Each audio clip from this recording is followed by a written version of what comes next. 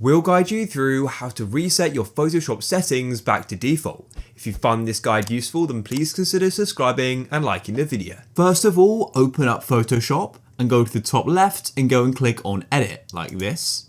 Then go right down to the bottom to Preferences and you'll have to hover over it. And then what you need to do is go and select General at the top here. Then you'll go and get this pop up and just make sure you're on the general page on Preferences. And you need to go and click on Reset Preferences on Quit. So when you go and quit Photoshop, they'll then be reset. So essentially you can reopen it and they'll be reset. So click there, you need to go and confirm your decision by clicking OK. And now you've done it. So then what you can do is press OK on the preferences.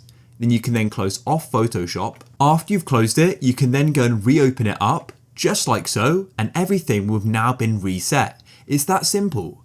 So if you guys found this useful, then please consider subscribing and liking the video. Have an awesome day.